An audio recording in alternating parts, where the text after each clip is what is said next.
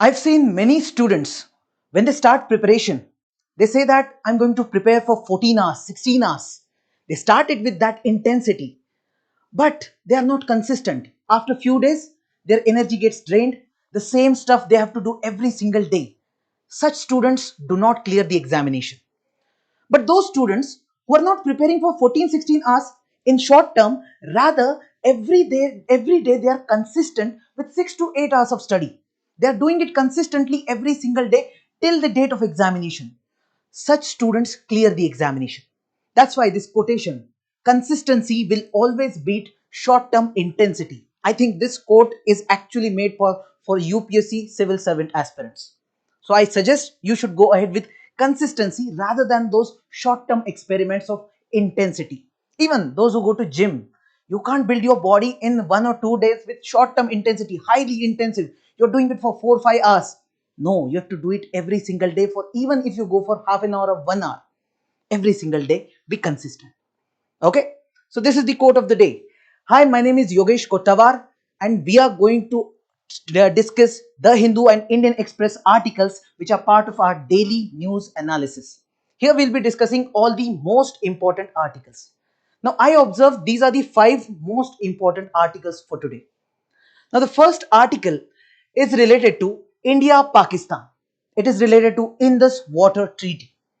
Right now, we are discussing that can we actually modify this treaty called Indus Water Treaty? And that's why we are discussing it again and again. That's why it is in news. The second article is talking about RCEP and CPTPP. Now, these are free trade agreements. And right now, we are observing that India is not part of much free trade agreements. The phenomena of globalization is changing.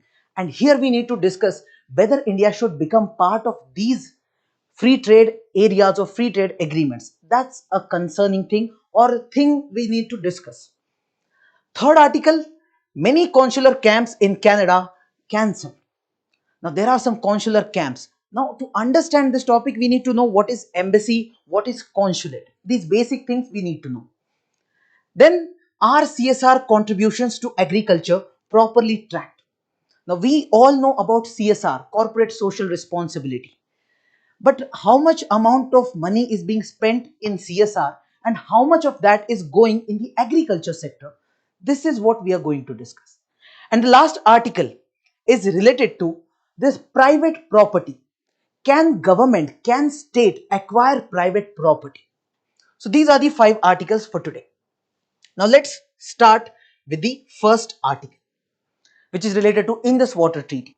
Now, because it is between India and Pakistan, it becomes part of your GS paper too, which includes bilateral, regional or global groupings or agreements where India's national interest is involved. So, GS paper 2, very important, and even in prelims, Indus Water Treaty becomes important. Now, look at this previous year question. Present an account of the Indus Water Treaty and examine its ecological, economic, and political implications in the context of changing bilateral relations. So, India Pakistan relations are changing. In that context, what is going to happen with this? Such question has been asked already. What kind of implications will be there with respect to this treaty? So, you can understand the topic is highly, highly important. Okay. Now, what is the context? Now, there was a formal notice given by Indian government to the Pakistani government regarding review or modification of Indus Water Treaty. Now, this notice has been given. After that, the discussion started in the public sphere. Many scholars started writing articles related to this Indus Water Treaty. Can we modify it? What will be the repercussions if we modify it? And what is the mechanism that is already there in this treaty? So, first of all, look at this Indus River system. See, Indus Water Treaty, you need to understand first what is Indus River. So, Indus River, here you can see this river. So, here in the Tibetan region, there is Lake Mansarovar. From here, this river called River Indus originates. From here, it enters into India and later on it enters into Pakistan and eventually near Karachi, it enters into Arabian Sea.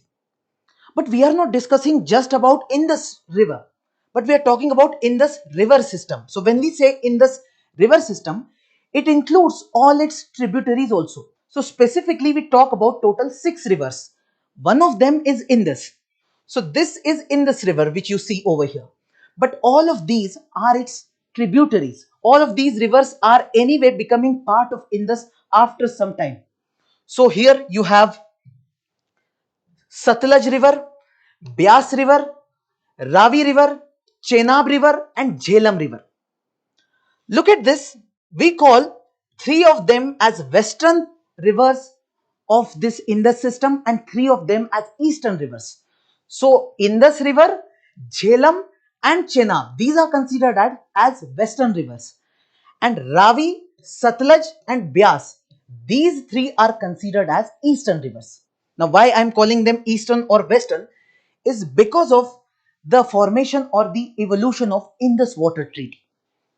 Now see, when India was not independent, that is in the British time period, at that time there was no Pakistan, there was only one country.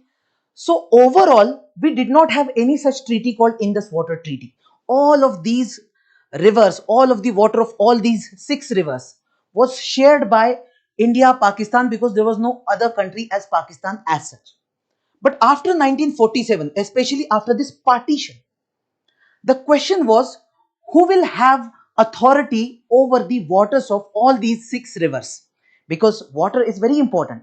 It is said that the future wars will be carried out for water. It is so important. So, 1947, the issue was going on. So, it was discussed that we will have this accord called Inter-Dominion Accord of 1948. As per this accord, it was decided that Indian government will provide some water supply to the Pakistani government, but they will take some kind of annual fees from them. And it was a temporary solution. It was not a permanent solution of this issue as such. But Pakistan was very much concerned that they needed water. So this was temporary arrangement. And after that came the 1960 Indus Water Treaty. Now this treaty is between Pakistan and India. But obviously we know that we did not have any good relations with these two countries. Right? They were fighting since 1947 continuously. So World Bank came into picture. World Bank mediated and negotiated and helped these two countries to come up with a solution in the form of Indus Water Treaty so that it can be clarified which country will get how much water from these 6 rivers. Okay, so this is the origin of this treaty. Now, what this Indus Water Treaty specifically says. First of all, it says that the western rivers, when I say western rivers, look at here. Indus, Jhelum and Chenab, these 3 rivers which are called western rivers, the Pakistan as a country will have complete authority or what we call as full proprietary right over these 3 rivers. And India will have full proprietary right over the other 3, that is Ravi, Satluj and Byas. On these 3 rivers, we will have complete authority or full proprietary rights. That means whatever we want to do, we can do. We want to build a dam, we can do that. We want to, let's say, divert the water of Byas river to somewhere else. Let's say we want to divert it to Rajasthan or let's say Delhi or anything. We can do that. Nobody is going to question. But in case of these 3 rivers, that is Indus, Jhelum and Chenab, we do not have those rights. Okay. Now, what are the rights India has on these rivers, these western rivers? That is a questionable thing. It's not like we don't have any authority. We have some authority, but not the full proprietary right. So we say we can build some irrigation projects. We can give some water to our agriculture, but some water, there is some limitation mentioned. Then we can build some hydropower projects. Hydropower project means some kind of dam you have built, and through that dam, you are trying to generate electricity. You can build that dam, but it's simple that you cannot take this entire water, the water of Indus, Jhelum or Chenab, you cannot divert it for something else because Pakistan has to get that water. So you can build some projects like this. You can store some water also, and there is a capacity which has been clearly mentioned that up to 3.75 million acre feet, only this much of water can be stored. you cannot store more than this. So this limitation is there on these three rivers with respect to India. So overall we say we cannot consume the water of these western rivers completely. We will have to use it for non-consumptive purposes. For example, you can go for some recreational activity. You can go for, some kind of activities which are very local, and that activity will not lead to lesser water supply for Pakistan, because these rivers water is supposed to go to Pakistan. Clear? Now this has been clearly mentioned in Indus Water Treaty. And if we look at this treaty, overall it seems that 80% of the entire water, considering all the six rivers, all the water of Indus water basin, 80% of the volume of the water is going to Pakistan and only 20% is there with India. Okay, this is the treaty. Now you may say that in case there is a dispute, what will happen? There is dispute, obviously, we always fight. Now, in case there is some kind of dispute between India and Pakistan regarding Indus Water Treaty, or let's say we are building a dam, and if Pakistan feels that this is going against Indus Water Treaty, then this is a dispute, this is a fight. So, under Indus Water Treaty, there is a mechanism through which you can even solve these disputes or fights. What we do? First of all, let's say you have a problem. Let's say Pakistan has a problem. What Pakistan will do? They will reach out to the Permanent Indus Commission. So Permanent Indus Commission means there are representatives from Pakistan and India. So there will be one commissioner from Pakistan, one commissioner from India. They will meet annually. Every year they meet once to check that everything is going smoothly, everything is right. So in case you have any problem, now there can be sometimes some technical issues, right? For example, everything is written properly, but technically the dam which has to be built or any activity which has to be carried out, the technical definition or the technical issue is getting generated. It's a small issue. Technical issue is not a big deal. So those technical issues can be solved by this Permanent Indus Commission. Okay. But what if this dispute becomes larger? That means the technical issue is not getting resolved. Something larger is happening, or it is getting into some kind of disagreement wherein both sides are not ready to agree with it. So if Permanent Indus Commission is not able to solve that dispute, in that case we can go ahead with a neutral expert. Now neutral expert is a technical expert. Now, this expert can be one appointed by both Indian and Pakistani government. They came together and they decided that he is a neutral person, a technical neutral person. He can give us right advice and he can solve the issue. So, he can be appointed by them, or in case, because India and Pakistan are continuously fighting, in that case, World Bank can appoint this neutral expert, and that neutral expert will provide the advice or give its decision regarding this technical disagreement. Okay. Now, what if even this neutral expert thing is failed? Even after the decision, both countries are not agreeing, or let's say one of the countries is not ready to accept what the neutral expert has said. So, in that case, there is third tier of examination, which we call as making use of court of arbitration. So, here we were leading with technical issue. Here there was disagreement. There was a complete fight. After that, in case there is some legal issue, what happens sometimes in law books, something is written and we don't understand it completely. One person will interpret it other way, I will interpret it other way. So to interpret it rightly, in case there is some legal issue involved and not just technical issue, in that case we go ahead with court of arbitration. So this kind of mechanism has been established, and that is why we see that this treaty is continuing since last 60 years. You say, since 1947, India and Pakistan are fighting. In 1965, we saw a war. In 1971, we saw war. Consistently, there are problems between India and Pakistan. You see, there are many terrorist attacks.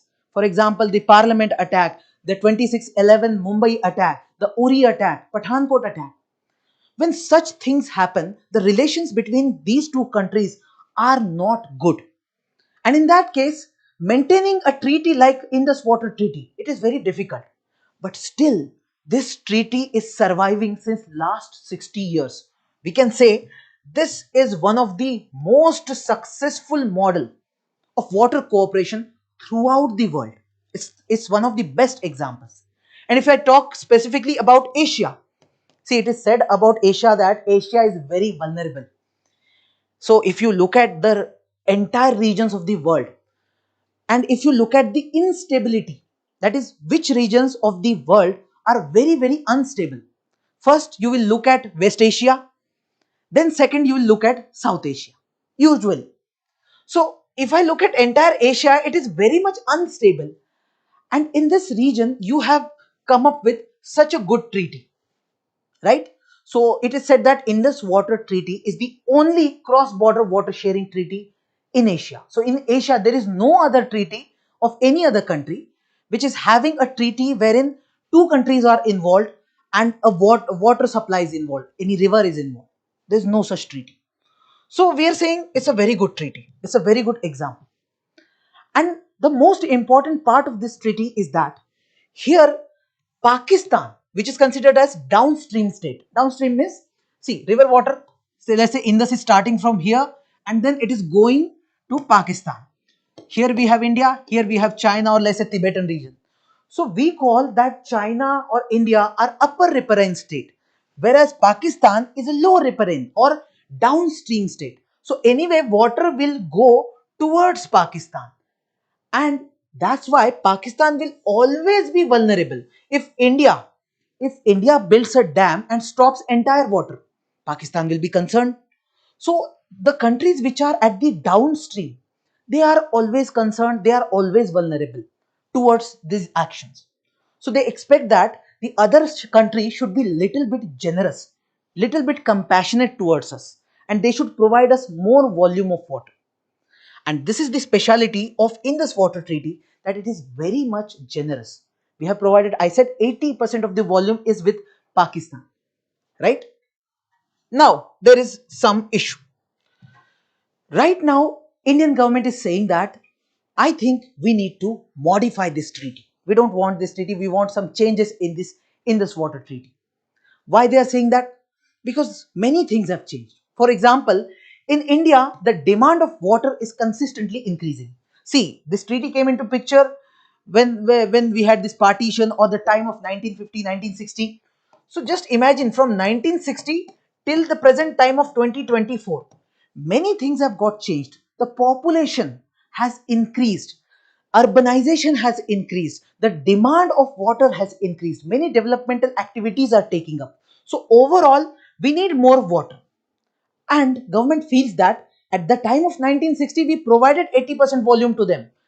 But right now, because we have population pressure, and if we compare the population of India with population of Pakistan, actually India needs more water supply. So that's why they are saying we need to change this treaty. First thing. Second, they're saying that under Paris Climate Agreement, or whenever we go to these COP meetings related to climate change, we say that we are going towards or moving towards cleaner energy sources, or we say that we are trying to go for some renewable energy sources. So we are building a dam. From hydropower we are generating electricity instead of thermal power plant. See, in thermal power plant there is coal. From coal, when you are generating electricity, there is emission of carbon. But hydropower, when you are using, it is considered to be a good source. So India says that we want to build some hydropower projects or some dams for electricity generation, and which is good for our attempts towards solving the issue of climate change. But Pakistan doesn't like that. Whenever we go for some project, for example, this project of Kishan Ganga hydropower project or Ratle hydropower project, whenever India is building such dams on the rivers which are part of Indus river system, Pakistan starts complaining. Pakistan starts resisting. And because of Pakistan's protest or resistance, these projects are getting delayed.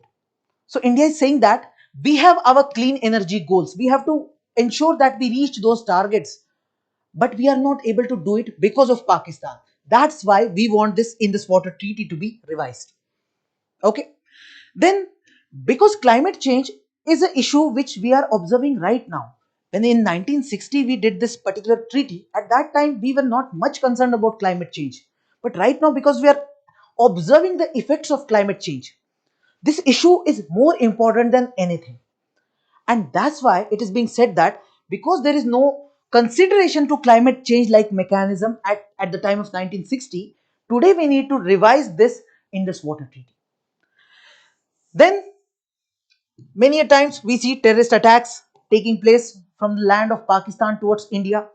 So right now there is some kind of a sentiment in India or in the political sphere that if Pakistan continues terror activities towards India, we are going to cancel out this Indus Water Treaty. So some kind of pressure tactic we are using, or we are concerned that water and this blood cannot go together.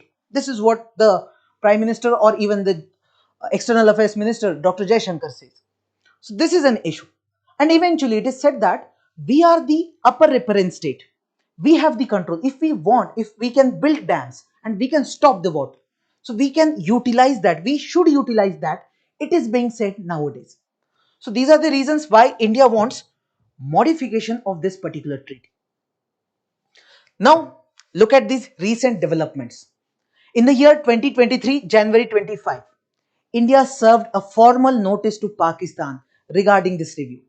After that, in the year 2024, under the Article 12.3 of the Indus Water Treaty, India served another notice to Pakistan saying that you need to review or modify this particular treaty. So it shows that something big is actually happening, right? Now, what will be the consequences in case this thing really happens if we modify this treaty, or let's say completely terminate, cancel out this treaty? Firstly, the region of South Asia will become very much unstable. There is a chance that these two nuclear countries, nuclear power countries, India and Pakistan, may go ahead with a water war. Because if you cancel out, they'll not like it and they start a war. This might happen. There is a possibility that because we cancel out this treaty, there can be some impact on Afghanistan as well as China. Anyway, you see, Indus comes from China, I said, right? So there is a possibility that these countries might get affected to some extent and entire region may become unstable. Just like in Gaza war, right now we are observing other countries are also getting involved. Lebanon was not part of it, now it is part of it. Similar things might start happening over here. So the entire region will become unstable. Then what about India's reputation or image? India always tries to show its image as a responsible country in the world. So when we did this treaty, wherein we provided with a solution wherein we became generous, we became compassionate towards the other country, that is towards Pakistan. That generosity shows the character of a responsible nation or responsible country. But when India will go ahead with such action of cancelling out this treaty, that will damage India's reputation, which is at global level. Okay. Then what about Pakistan? See, Pakistan's economy, Pakistan's agriculture, it is very much dependent on the river water. And if we stop the supply, or if let's say we are cancelling out this treaty, then Pakistan's entire economy will become very much vulnerable. So Pakistan will be very serious. If you do this, we'll go ahead with the war. Right? Now, what is the solution then? What should we do? What is the way forward? First of all, we should try to give consideration to this climate change angle. So because the treaty was negotiated by World Bank, we can bring World Bank again. And we can tell them that this climate change is a big issue and we need to go ahead with some strategies wherein we have to adapt to the climate change. So if we are building some dams, if we are going ahead with some such projects, Pakistan should not resist it. So this can be done, first of all. Second, India and Pakistan has one big problem, that they do not trust each other. So to build that mutual trust, first of all, we should start sharing the data related to these waters, how much water is being shared with Pakistan, that hydrological data. What will happen, you see, if there is a dam, we have stored some water and suddenly we open up all the doors of the dam and suddenly substantial amount of water goes to Pakistan, you will observe flooding in Pakistan.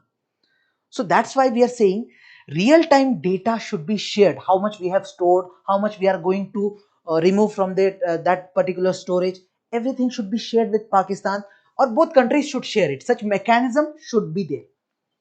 Then we can align our Indus Water Treaty with the international standards. See, the treaty came long back, but after that, some other conventions came into picture. For example, 1997 UN Water Courses Convention, 2004 Berlin Rules on Water Resources. So, if we ensure that this Indus Water Treaty is updated in such a way that it aligns with international standards, then India's image will not be at stake. We are doing something really good, right? Then what else India can do? Well, India can utilize its side. So we said that the eastern rivers, we have complete authority, and whatever authority we have to utilize it fully.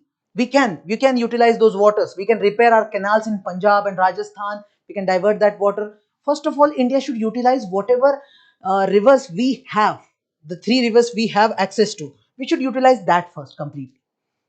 Then, as far as this issue is concerned between India and Pakistan, instead of going for a war or escalating this issue, we should try to resolve it in the technical manner only. What is the technical dispute? Try to solve that technical dispute.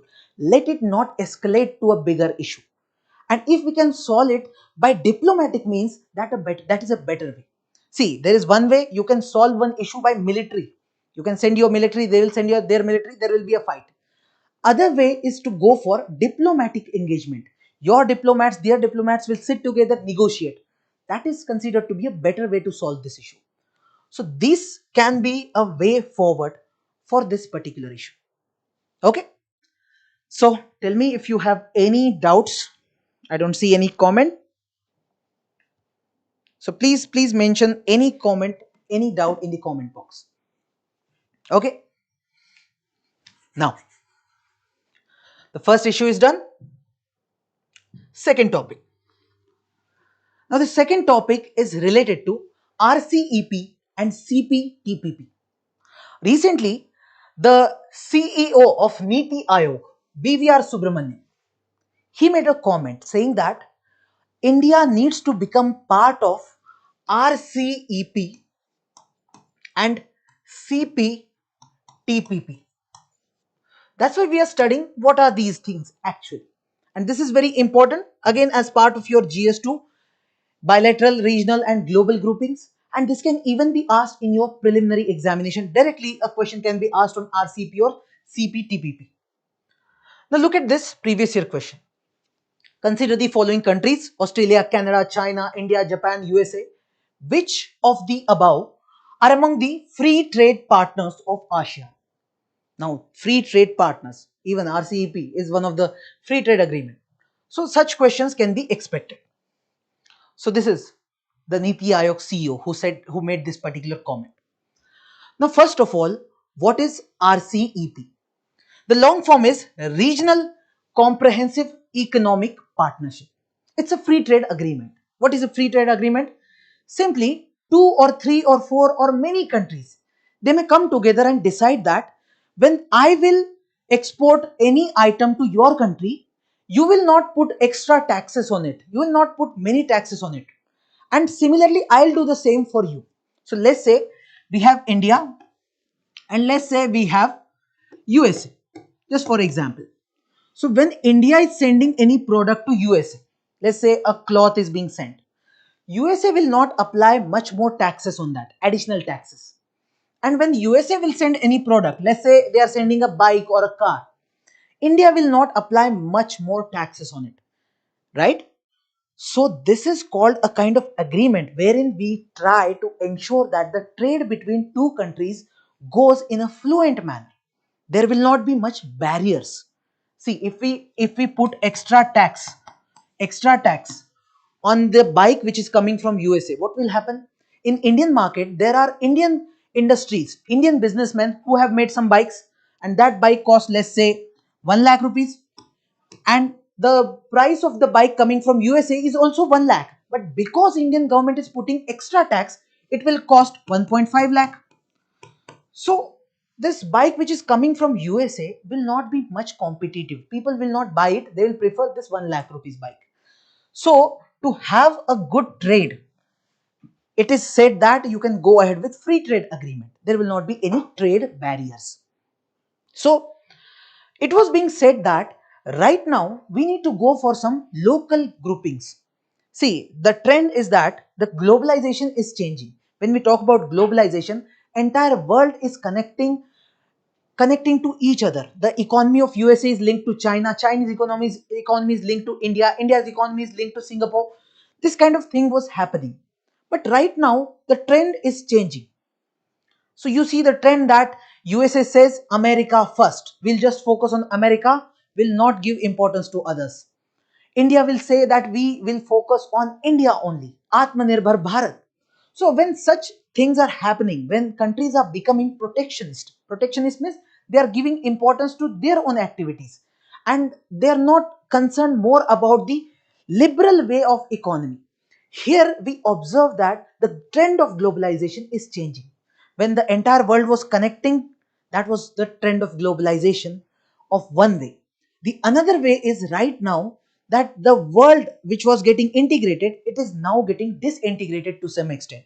For example, if you look at World Trade Organization, what this World Trade Organization does, it says that all the members who are part of WTO, almost entire world is part of it, they should have a good trade relation. So WTO will come up with some rules and regulations to ensure this kind of a good trade.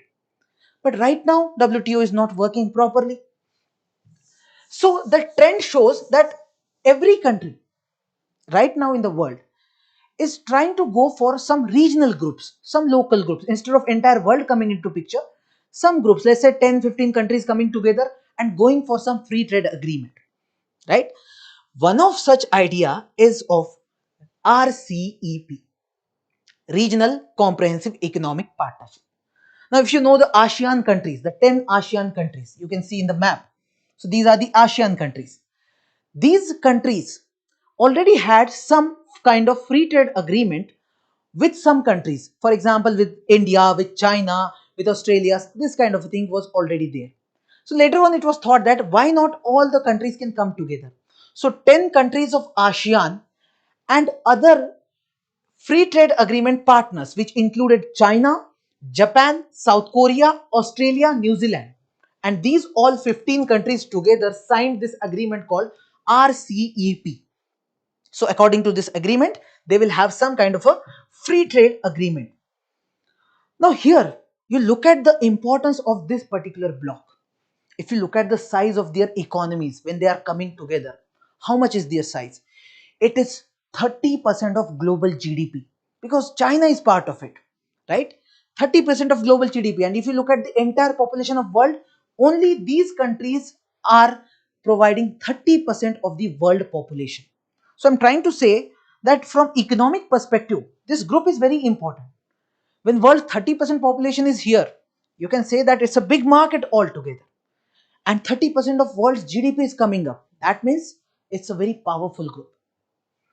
Interesting thing is that even India was being considered to become part of RCEP. So when RCEP negotiations started in the year 2012, India was part of that negotiation. So instead of 15, rather there were 16 countries who were negotiating RCEP.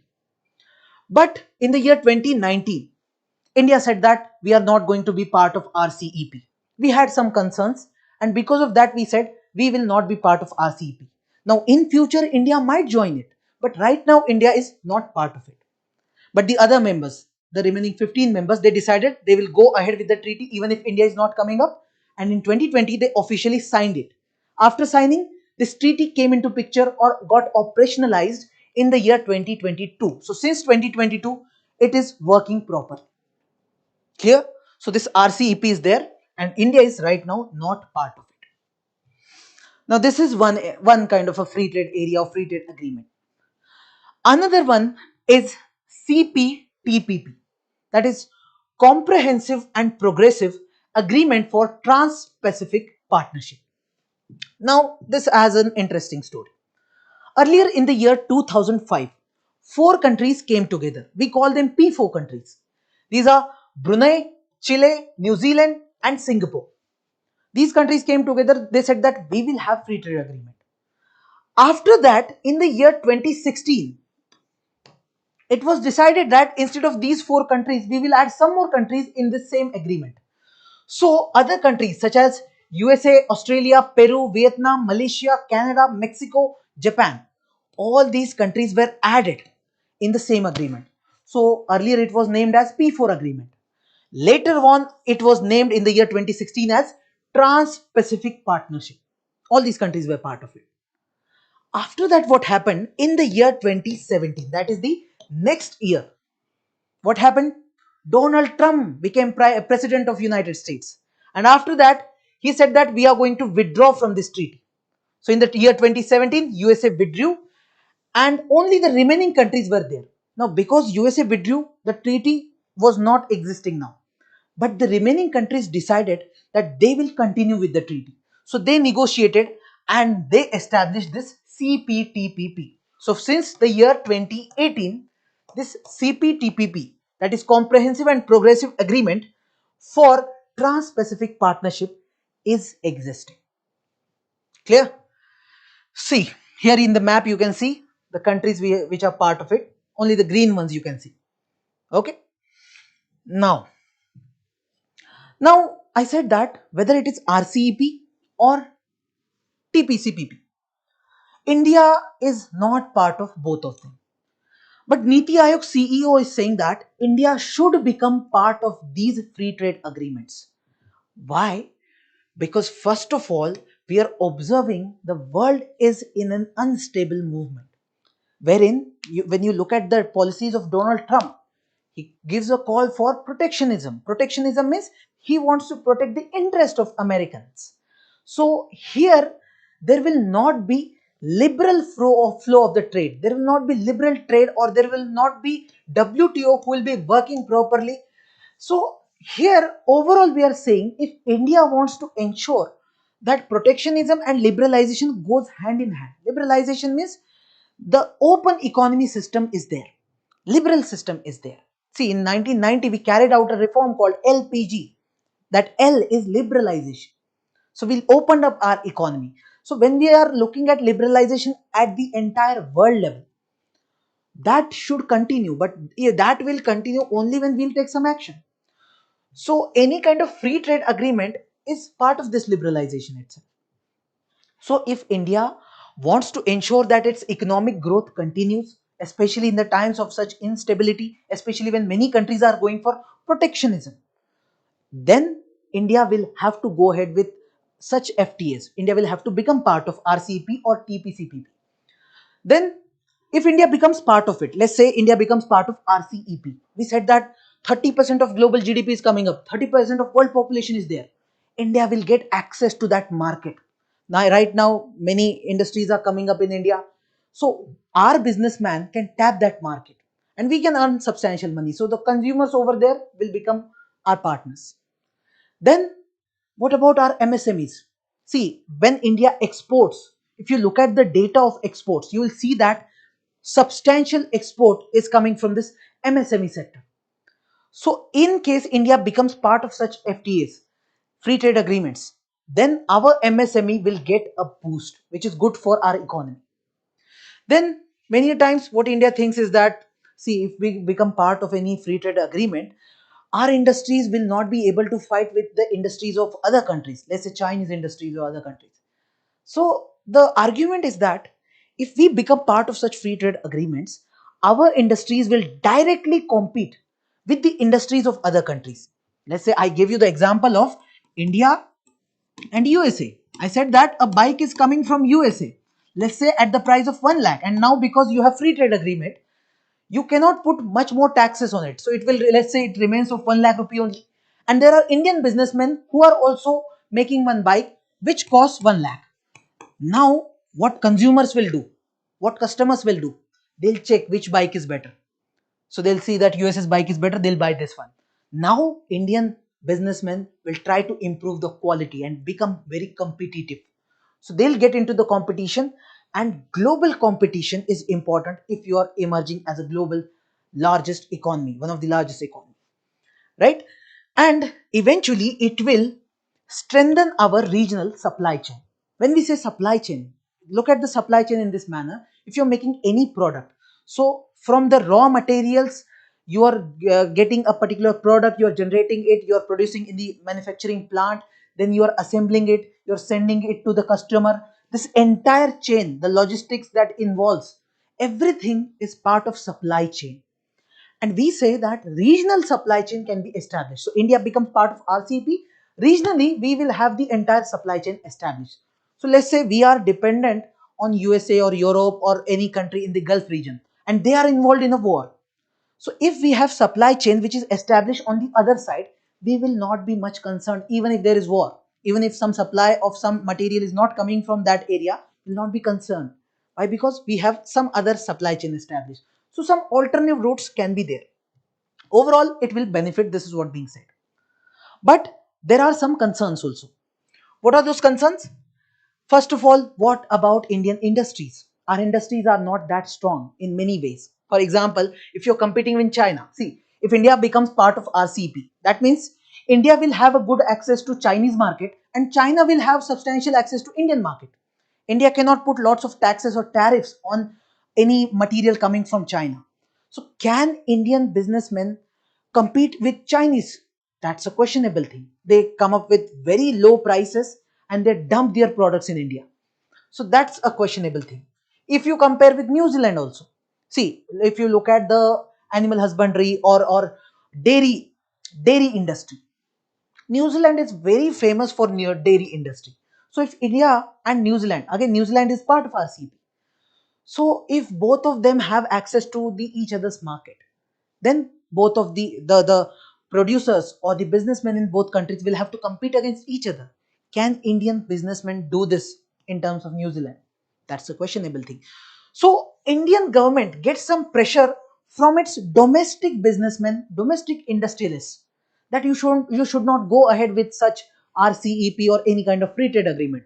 Otherwise, we will not survive. This is a pressure, right? Then second issue is our trade deficit.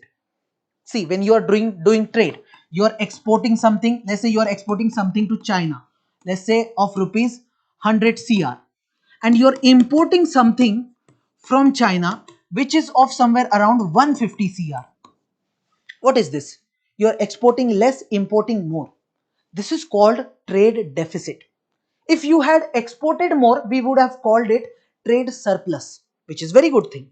But this is not a good thing. You're giving you're exporting very less, and you're earning less amount of money and you're spending more. This is the simple scenario in international trade. So if you look at India, we already have trade deficits with these countries who are part of RCEP or this framework.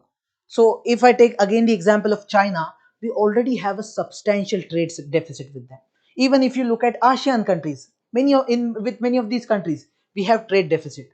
So we don't want that deficit to increase. That's why we are concerned whether we should go ahead with such free trade agreement or not. Then if I talk about this CPTPP, if India becomes part of it, now this agreement involves some compliance mechanisms. It clearly establishes some rules related to labor laws, environmental laws, etc. Now in India, we do not have such compliance regulations as such established over here, and those are very strict. That will be very much binding on us. So if we become part of it, first of all, we will have to bring in some reforms in our system in terms of these things. Secondly, when we bring such legal mechanisms in India, such reforms in India, our businessmen will have to spend extra amount of money to comply with these rules. Let's say they come up with a rule for which they have to ensure the wellness of a labor. Now to ensure that wellness, the company will have to spend extra money. And Indian companies will say, sir, we are already in a bad position. How can we do that? Government should pay it. Government will bring money from where? So they don't have any option. So these are concerns. And then at last, because such free trade agreements, these when one country is signing, there will be binding obligation on that country. So you will lack your autonomy. So let's say after 1 year, India wants to take some action to support our agriculture industry or our dairy industry. They can't do that. Why? Because there is this RCEP. and the provisions of RCEP do not allow you to take that action. So all these issues lead India to remain cautious, and that's why India has not yet signed such kind of a free trade agreement. Okay, I hope you understand. Now, article number 3. Now this article is related to India Canada issue. We have already discussed India Canada issue in detail in our daily news analysis. Now the recent news says that many consular camps in Canada are cancelled. Now, to understand consular camp, you need to know embassy and consulate in brief at least. So, first of all, look at this previous year question. This previous year question says the national income of a country for a given period is equal to which of the following? Now, you will say, sir, why are you talking about national income? Because when we talk about embassy or we talk about consulate, is the income at this embassy is part of national income or not? This can be one of the question. Okay, so we'll discuss that part. First of all, look at this difference, embassy and consulate. See, when someone is going from India to some other country, you need some kind of passport, you need visa, you need all those documentation. Where do you get that from? From External Affairs Ministry. So when any country establishes relations with any other country, the diplomatic relations, when they are engaging with any other country, those diplomatic relations are established, and one embassy is also established in that country. Now, it is not necessary that you will have to establish embassy, but this is how you are sending your representative. So let's say we are establishing our relations with one country. Let's say this is USA. So what we will do, India will send one person, one representative of India to USA. That person will live there. Similarly, USA will send one representative to India. That representative will live at the capital city. Let's say USA's representative, whom we called as the ambassador, he will be coming and living in New Delhi. So the location he will live, that will be the embassy of that country. So in India, in New Delhi, you will find the embassy of USA. And similarly in USA, you will find Indian embassy. So these are the embassies. Now, embassy is there only at the capital city, right? Like for example, in New Delhi, you will have embassy of USA, of Russia, of China. Those embassies will be here. But there are some other offices also, which are called as consulates. You can call them small embassies. So these will be there as at the regional centers. So there is a possibility that in Mumbai, USS consulate is there. In Hyderabad, USS consulate is there. So it's a relatively smaller office that is there, or with a relatively lesser authority that will be there at regional locations. So such consulates are established. Okay, the head of the embassy is named as ambassador, and the head of the consulate could be consulate or consulate general. And overall, the task they have to perform involves all these tasks related to the External Affairs Ministry. For example, if you are going to the other country, you need passport or you need visa. Let's say you need the visa of America. So you'll reach out to the embassy. Then in case you are in a country and then suddenly you lost your passports, you lost the documents, suddenly there is some disaster or war, you can reach out to the embassies. So these embassies play a key role in establishing these things, or in the emergency conditions, these will be very much helpful. Now, one important point that we need to know is that these embassies are treated like foreign territories. They are not completely foreign territories, but they are treated like one. For example, in India, in New Delhi, you have US embassy. We will treat this embassy in such a way as if the embassy building is not owned by India, rather it is owned by Americans itself. That territory is American itself. So whenever Indian government, if they want to send any officer to this US embassy, they have to take permission of US embassy. They have to take permission of US government. They can't go inside it. Even if it is in New Delhi, they can't go inside it. This happens because of diplomatic immunity. See, whenever you're sending any diplomat from one country to another country, they get some extra protection, extra immunity. That is very much required because they are going at a big risk. If suddenly something happens to them, that has to be taken care of. So we treat them like foreign territories. So in case, let's say there is a foreign embassy in India, like US embassy, there are some people working in that US embassy. If they are earning some money, is it part of India's national income when we calculate our our GNP, which is our national income? We do not calculate that income as part of our national income. Similarly, if there are some people from India who have gone to USA, they are working in embassy, Indian embassy that is there in USA. If they are earning some money, that is not part of USA's national income, that is part of India's national income. Okay, so this is all about embassy and consulate. Now, wherever, see what country will try usually when they are establishing diplomatic relations, they will first establish embassy. If the relations are going good, they want to establish more better relations. If more people are traveling and many things are happening, then they will also establish some consulates also. Now, there will be some areas where neither there is embassy nor there is consulate. In that case, consulate camps are established. Okay, so the recent news is related to these consulate camps that India has recently cancelled some of these consular camps. Okay, I hope you're clear about this now. Now, the last article of the day is related to corporate social responsibility, CSR. And CSR is very important. It's part of your GS paper 3 as well as even in GS paper 4 they ask about CSR. Look at this previous year question. With a consideration towards the strategy of inclusive growth, the new Companies Bill 2013 has indirectly made CSR a mandatory obligation. Discuss the challenges expected in its implementation in right earnest, and also discuss other provisions in the bill and their implications. So there is a question asked on the CSR itself already. So you can understand how much important it is. Okay. Now, what's the news or what is actually happening? Why we are reading about it? So there is a data which shows that from 2014 to 2023, the CSR fund has increased. That fund's amount is somewhere around 1.84 lakh crore. This much it has increased.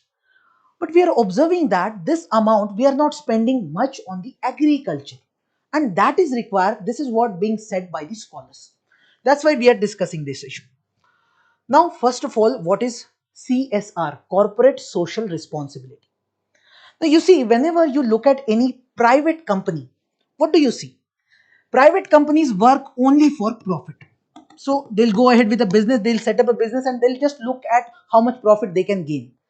They hardly think about charity. There might be some exceptions wherein they will come up with some charity for the goodness of the people. But there is no obligation on these companies to go ahead with some charity or doing something good for the society or environment or the ethical order in the society. But the idea of corporate social responsibility says that even these corporates or private companies have some responsibility towards the society, towards the ethics, or towards the environment. Because these companies are operating on the floor which belongs to society. For example, they'll be using land, they'll be using labor. All these are anyway part of society. They'll be making use of the environment also. So they have some responsibility. This is the conceptual thing. Now, what India did? India, in its Companies Act 2013, they have this section 135. In this act, they made an obligatory provision related to corporate social responsibility. That they said that if we have some companies who are actually earning really good, for those companies they have to spend at least 2% of their average net profit of last 3 years. So in last years they'll calculate how much profit they are making, they'll calculate 2% of it, and at least they should spend this much amount for the welfare of the society. Now, this is only for the companies who are really wealthy. It is not obligatory for every country, every company. For example, a company having net worth of 500 crore or more, a company having turnover of 1000 crore or more, or a company having net profit of 5000 crore or more preceding the financial year. So you can see it is obligatory only on these companies, right? Now, when we say that they have to spend money for the social cause, what they will be doing? They'll be coming up with some programs. For example, if a company is spending money which is going to alleviate poverty, which is going to spend, which they are doing something really good in the education field or in the healthcare field, they are sending their volunteers to give education to some people. So such activities we can call as CSR activities. So all these are part of it. Now the concern is related to agriculture only. You see, if you look at the entire economy of India and all the workforce, those people who are working in our economy, 47% of them are part of agriculture sector. And if you look at the entire GDP, 16.73% of India's GDP is contributed by agriculture. So overall agriculture is important, and there are some projects which are there in the agriculture field. For example, you are going ahead with some water conservation project, you are building some farmer school or farmer training program. So many companies go ahead with such projects. But the point is, when agriculture is so much important that 47% of your workforce is there, then when you're looking at entire CSR fund, substantial fund, 40-50% of that fund should actually go towards agriculture, and we do not know how much is going over there. There is a big problem. First of all, when such CSR fund is provided, or company spending on that, they have to report it to the government. But in that reporting, there is no special category of agriculture which they can mention, because of which we also see that they are not spending on agriculture.